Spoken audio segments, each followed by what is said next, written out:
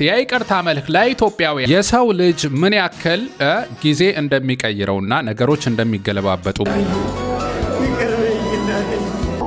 ባንዴው ውልቅልቅ ብለው ወዳድቀዋል። በሳምንቱ ዘና ፈታ የሚያደርገን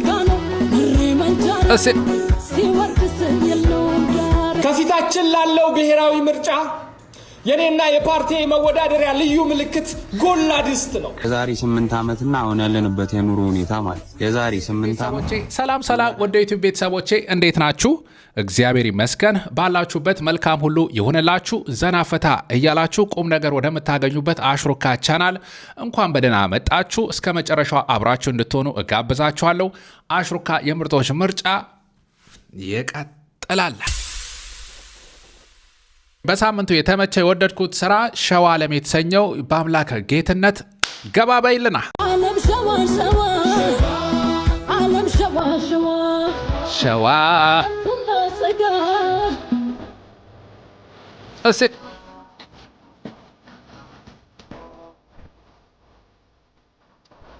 ደብረ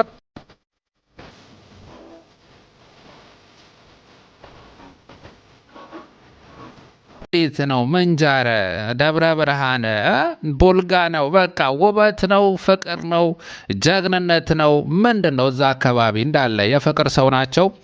ምግብ ራሱ ቀርቦ እዛው ላይ ነው። የሆነ የሚገርም ጠላ ተሰጠኝና በቃ እዛው ላይ ነው። ኧረ ማዘርዬ እኮ ነው ገና ነኝ። እዛው ላይ ኧረ እዚህ እንደዚህ የሚባል ነገር የለም። ጠጣ እዛው ላይ ነው። ምግቡም እዛው ላይ ነው። እዛው ላይ ነው። በጣም ደስ ይላል። የሀገራችን ባህል ኩሩ የሆነ ህዝብ ነው። ትመቹኛላችሁ። አቡ ሸዋ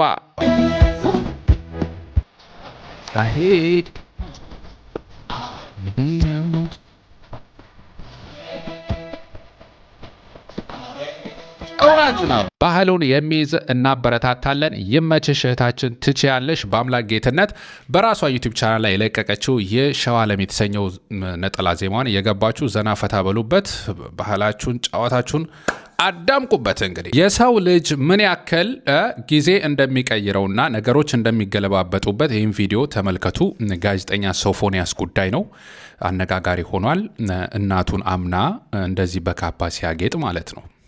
ዘንድሮ እናቱን ደግሞ እንመለከታለን። እሺ ደግሞ ለቁንጅናሽ ይሄንን ያመጣሁልሽ ከኢትዮጵያ የቁንጅና ማህበር የሚባላል እኔ እንጃ እንግዲህ አዲስ የተከፈተ ይኖራል። ደቅል አድርገን እሺ አባቴ እድሜና ጤና ይስጥሽ። አሁንም ጤና እድሜና ጤና ይስጥ። አሜን። ፍሬ ይስጥ። አሜን። አብዝቶ ይስጥ። የኔ ልጅ አይዞህ የሚል ልጅ ይስጥ። አሜን። ውይ እናታችን ያው አምና እንደዚህ በፍቅር በክብር ሲመርቁት ነበረ። ዘንድሮ ወድሟል። እንደገና ዘይት ጥዶ በሁለት ብረት ድስት ጥዶ አንተክትኮ ለኔ ነበር ያ ነገር እላይ ሊገለብጥብኝ የታሰበው ማለት ነው። ሰው ደርሶ አጥፍቶት አውርዶ ይቀዝቅዝ ብለው አስቀመጡ። አላመንኩትም። በቃ አሁን የመጨረሻ አላመንኩትም። በፊት ግን እንደንትነ ይሄ ነው የምናየው አምናና ዘንድሮ። እሱስ ምን ይመስላል? የእናታችን ኑሮ እንደዚህ ከሆነ እሱስ ምን ይመስላል?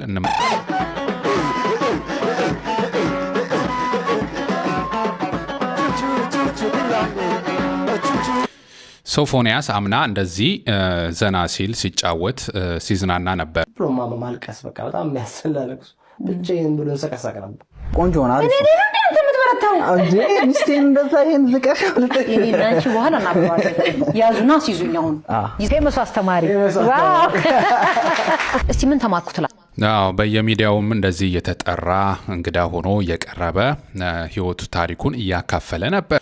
አሁን ደግሞ እዚህ ሁኔታ ላይ ይገኛል።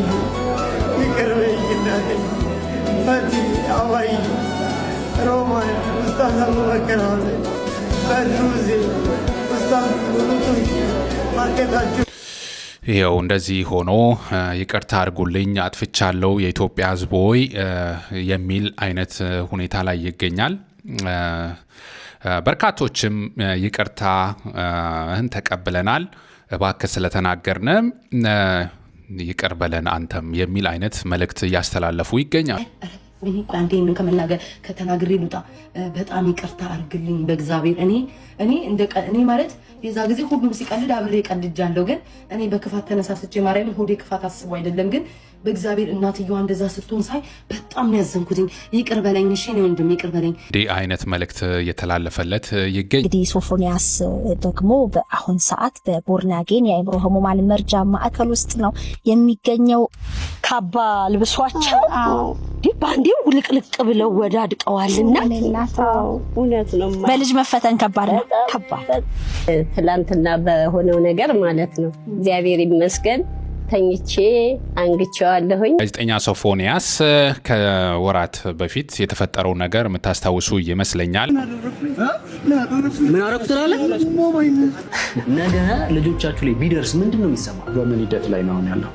ጋዜጠኛ ሶፎንያስ ዋሲሁን መላው የኢትዮጵያን ሕዝብ በይፋ ይቅርታ በመጠየቅ ወደ ቤት መመለሱን ይፋ አድርጓል። ሶፎንያስ ባስተላለፈው መልእክት ተመስገን ለቤቴ በቅቻለሁ፣ መድኃኔዓለም ስለማረኝ ደስ ብሎኛል ካለ በኋላ ወዳጆቼ፣ አድናቂዎቼ፣ መላው የኢትዮጵያ ሕዝብ አንገታችሁን አስደፍቻችኋለሁና ከልባችሁ ይቅር በሉኝ ሲል ጥሪ አቅርቧል። የይቅርታ መልእክትን ስላስተላለፈ እኛም ይቅር በለንሃል እየተባለ በእንደዚህ ሁኔታ ላይ ተሰምቷል። ጭንቅ መከራ ውስጥ ያላችሁ ውስጣችሁ ያለውን መተንፈስ የከበዳችሁ አይዞኝ መድኃኔዓለም አለ። የኔ አበባ መድኃኔዓለም አለ። መድኃኔዓለም አለ። መድኃኔዓለም አለ። መድኃኔዓለም አለ። መድኃኔዓለም አለ። መድኃኔዓለም አለ። መድኃኔዓለም አለ። መድኃኔዓለም አለ። መድኃኔዓለም ቶ የሚለው ፊደል ጋር ሂድ። አናቱ ላይ ዜሮዋ በጣም ሰፊ ነች። በቶ ላይ ደግሞ የኢትዮጵያን ካርታ አስቀምጦበታል። የኢትዮጵያን ካርታ ካስቀመጣት አንቺም 00 ህዝብሽም 0 ሁሉንም 0 አድርጎ እኮ እሱ ብቻ ነው ራሱ ፊደሏን ነው የምትለው። ፊደሎቿን አዎ 00 የሆነ ወንድማችን በቃ ትንታኔ አንተ እንዴት ነው አእምሮን እዛው ተተው ነው እንዴ የተወለድከው? እንዴት ነው ነገሩ?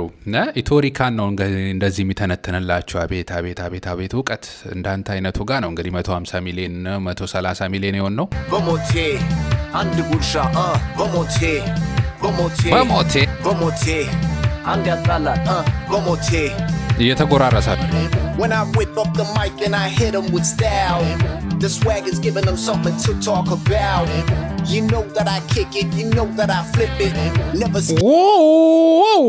እንዴት ነው ድሮን ካሁኑ ጋር እንዴት ሚክስ ምናምን ተመችቶኛል። Kipping the beat when I flip it, I rip it. And I'm bringing it back to the days and the times. With the weather forecast, 13 months of sunshine. The neighborhood love wasn't so hard to find. Can I... አይ አሪፍ ነው። እየሰደብከንም እንደሆነ አይታወቅም እንጂ እንዴት ነው ነገሩ?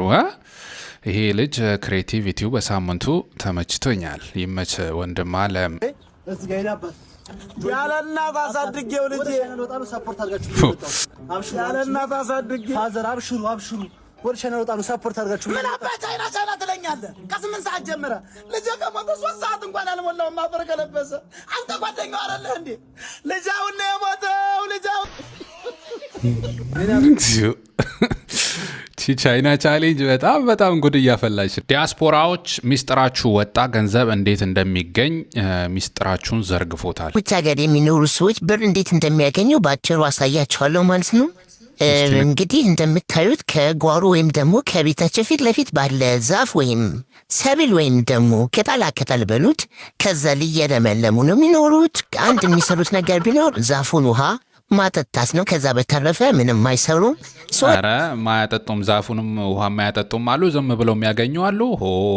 እኔም እንደምታዩት ዛሬ እችን አግኝቻለሁ፣ ነገ ደግሞ ኢንሻአላህ ብዙ አገኛለሁ። በጣም ይቅናህ። እኔም እስቲ ይህንን መንገድ እጠቀማለሁ። እስካሁን ፈዝዣለሁ ማለት ነው። የሚገርም ነው። ተጠቀሙበት ይህን መንገድ ያላገኛችሁ ካላችሁ። እዚህ ጋር ደግሞ ነገር እንደ ፈረንጅ ባናካብድ ጥሩ ነው በሚል ይሄ ተለቆልናል።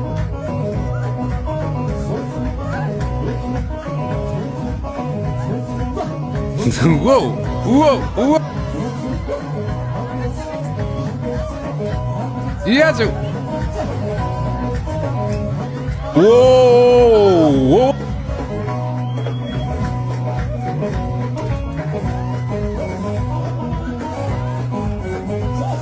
Wow, wow, energy. እንዴት ነው ነገሩ? ያዘው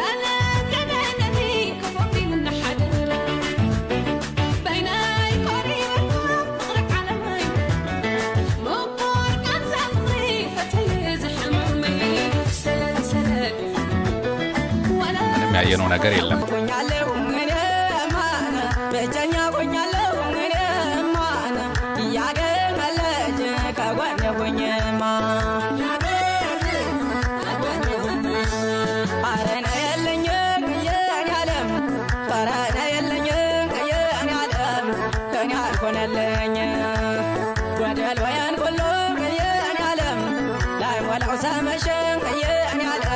ሰላም ቃሉ ቡቲክ ነኝ። አዲስ አበባ እንደገባው የመጀመሪያ ማስታወቂያን ዙ ኢትዮጵያ ጋር ሰርቻለሁ።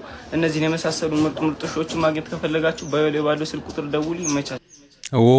ይሄ ቃሉ ቡቲክ በጣም ዘነኛ ሆኗል። ይህ ቪዲዮ በማስታወቂያ ጀመረ፣ በውሻ ማስታወቂያ ተብሎ ተለቋል። ህዝብ ግን ኮሜንቱ በጣም ያደክማቸዋል።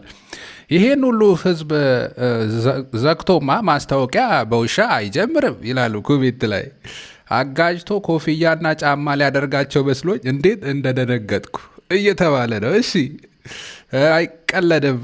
ኤአይ ነው በሉኝ። ስንት ስጠብቅ ጭራሽ የውሻ ማስታወቂያ ይላል። እንግዲህ በፈጠራዎቹ ዓለም አቀፍ ትኩረት ያገኘው ቃሉ ቡቲክ እንደዚህ በኤአይ የተሰሩ ባሉ ቪዲዮዎች ያው ማስታወቂያ ጀመረ ምናምን እየተባለ ብዙ ነገር ከሀገር ወጣ እየተባለ ይሰራል። ያው እንደ ሙዱ ሆኗል። ሰው ከባድ ነው በአሁኑ ሰዓት። ባየሁት ቁጥር የሚያስቀኝ የሚያዝናናኝ ቪዲዮ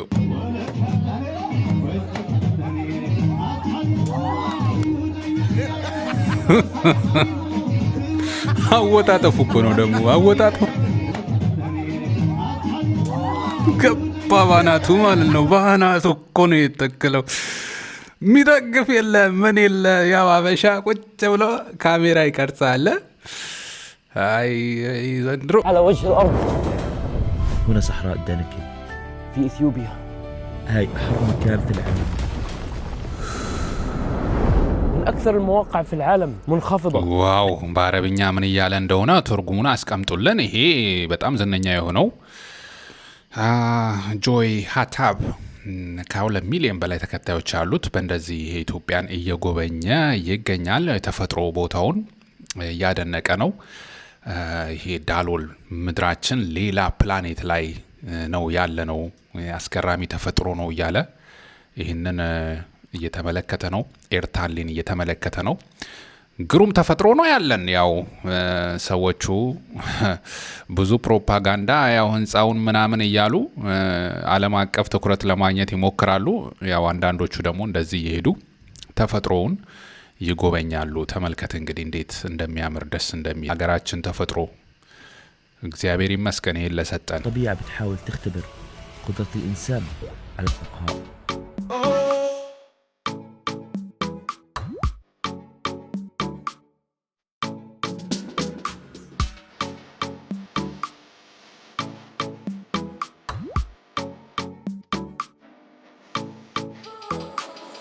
እንዴት ነው የሚያምረው ባካችሁ። ባህሉን እንዴት ውብ ድንቅ አድርገው ይዘውታል። ይሄ ትውልድ የሚገርም ሁኔታ ላይ ነው ያለው። ባህልን እያከበረ ከፍ እያደረገ የተቆነጃጀበት ነው።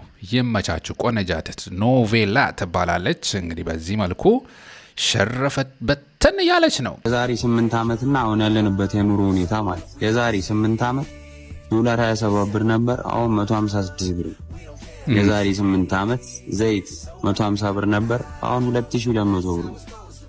የዛሬ 8 ዓመት ትራንስፖርት እኔ ከሰፈሬ ሜክሲኮ ሲሄድ 4 ብር 5 ብር ነበር፣ አሁን 70 ብር ገብቷል። ተመልከት። የዛሬ 8 ዓመት ዳቦ ብር ከ20 ነበረ፣ አሁን 20 ብር ገብቷል። እና በጣም በፍጥነት ኑሮ እየተወደደ ነው መለው። መብታችንን መጠየቅ ምን እንደሆነ አላቅም። ጎዳና ላይ ወጥቶ ምግብ የሚያስለምን ምን ይሄ ነው። ሰው አፍሮ ነው እንጂ መለመን አልቀረውም ነበር እኮ። ወይዘሮ አዳነች አቤቤ የኮሪደር ልማት ነው ሲባል ሰው ንቅል ብሎ ዳርዳር ወጣላችሁ። በምትፈልጉት መንገድ ሰራችሁት። ስትፈልጉ አንጥፋችሁ ብሉበት፣ ስትፈልጉ ሳይክል እንጁበት፣ አይመለከተንም። የቦሌ መንገድ አበቦች ከ11 ሰዓት ተኩል ጀምሮ በቂ ውሃ ይጠጣሉ። የአዲስ አበባ ሕዝብ በሳምንት አንድ ቀን ንጹህ ውሃ አያገኝም። ያሳዝናል። ኦኬ ብለን ትተናል። ለምንድ ነው አዲስ አበባ ሌሊቱን ሙሉ ስታብረቀርቅ ታድራለች። የአዲስ አበባ ህዝብ ግን መብራት አያገኝም፣ ይከፍላል። የመብራት ይከፍላል። ለምን? ይሄ ነው ዲፈረንሱ። ውጭ ያበሩታል፣ ውስጥ አንተ ሳታበራ ትከፍላለህ። እሺ የማይለመድ ጥያቄ ሲነሳ ማሰር ምን ማለት ነው? ረሃብ አይለመድም። ረሃብ ሊለመድም አይችል ነገር ነው። የተማረ ሰው ልጆቼን ማስተዳደር አልቻልኩም፣ ቤት ኪራይ ከፍዬ መኖር አልቻልኩም፣ እርቦኛል፣ በቀን አንዴ መብላት አልቻልኩም ያለ ሰው ማሰር ምንድነው ፖይንቱ? ያውም የተማረ በቀበሌ ተገፍቶ ተጎትቶ በንግግር ብቃት በምናምን ብቃት ተብሎ ወንበር የተሰጠው ሰው አይደለም። የተማረ እድሜውን ለትምህርት የከፈለ ምን ማለት ነው? የሙያ ፈቃዳችሁን እንቀማለን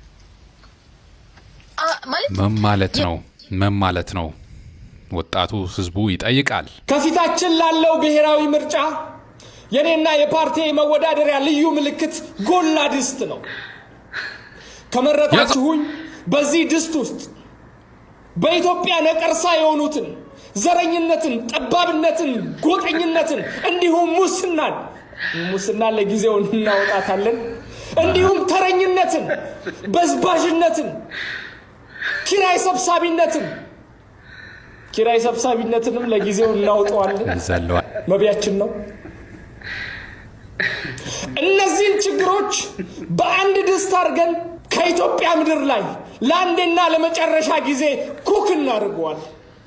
መቼስ እነዚህን ሁሉ ነገሮች ለማብሰል ከፍተኛ እሳት ያስፈልጋል።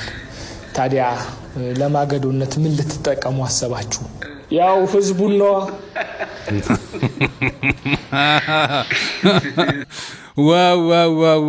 ዋው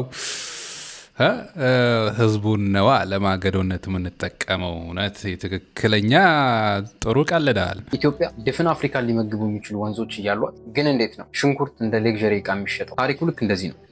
ይሄ ምርጫ ብለው ኢትዮጵያ ውስጥ እንወዳደራለን ከሚሉት ሀሳብ ከያዙት ይልቅ ሀገር የሚመራ ሀሳብ የሚናገር ልጅ ነው። እስቲ ትንሽ እንመልከቱት። ኢትዮጵያ የአፍሪካ የምግብ ፋብሪካ መሆን ትችላለች። ቀልድ አይደለም። ኔዘርላንድ ከኦሮሚያ ያነሰች ሀገር በዓለም ሁለተኛዋ የምግብ ላኪ ሀገር ሆናለች። በየዓመቱ ከ100 ቢሊዮን ዶላር በላይ የሚሆን የግብርና ምርቶች ትልካለች። ከኢትዮጵያ ያነሰ ፀሐይ፣ ያነሰ መሬት እና ያነሰ ውሃ ያላት። ታዲያ የኛ ምክንያት ምንድን ነው? አሁንም ብዙ ገበሬዎች በበሬና በእንጨት እያረሱ ነው። ነገር ግን ዓለም በሳተላይት በኤአይ እና በዘመናዊ ትራክተር እያመረተ ነው። ከዚህ የሚያሳዝነው ደግሞ ኢትዮጵያ ከ30 እስከ 40% የሚሆነውን የተሰበሰበ ምርት በመንገድ ላይ ያለ ታጣለች። ምክንያቱም መንገድ የለም፣ ቀዝቃዛ የምግብ ማከማቻዎች የሉም እና መጓጓዣ ደካማ ነው። ማለትም ምግብ መንገድ ላይ እየበሰበሰ ነው፣ ነገር ግን ሰዎች እየተራቡ ነው። አንዲት እናት 500 ብር ይዛ ገበያ ብትገባ ዲፕሬሽን ብቻ ነው ገዝታ የምትወጣው። አሁን ሽንኩርት መግዛት ማለት የባንክ ብድር ማመልከት ሆኗል። ግን እችኛዋን ኢትዮጵያ አስቧት። በሬን የሚተኩ ዘመናዊ ትራክተሮች፣ ደረቅ መሬትን አረንጓዴ የሚያደርጉ ስማርት የውሃ ስርዓቶች፣ በሁሉም ክልል የምግብ ፋብሪካዎች፣ ምግብ እንዳይበሰብስ የሚያደርጉ ቀዝቃዛ ማከማቻዎች፣ ምርትን በፍጥነት የሚያጓጉዙ ባቡሮችና መንገዶች።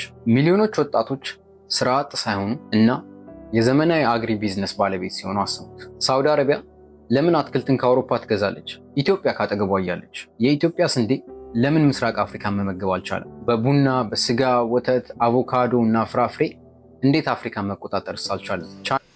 ይሄ ነው በቃ ትውልድ።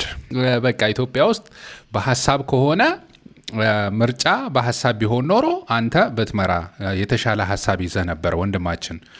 በጣም የሚገርሙ ሀሳቦች ነው እያቀረበ ያለው ይሄ ልጅ። ማንኛውም ትውልዱ ለምን ብሎ መጠየቅ የጀመረ ቀንና ሀሳቡን ማደራጀት የጀመረ ቀን ይሄ እነዚህ ወንበዴ ፖለቲከኞች የት እንደሚገቡ ማየት ነው። ወደ ዩቲዩብ ቤተሰቦቼ ዛሬው ይሄንን ይመስል ነበረ። በቀጣይ አዝናኝ አስተማሪ ፕሮግራሞች ከምንገናኝ መልካም ሁሉ ይሁንላችሁ። የቀጣይ ሰው ይበለን። አሽሩካ የምርጦች ምርጫ። አመሰግናለሁ።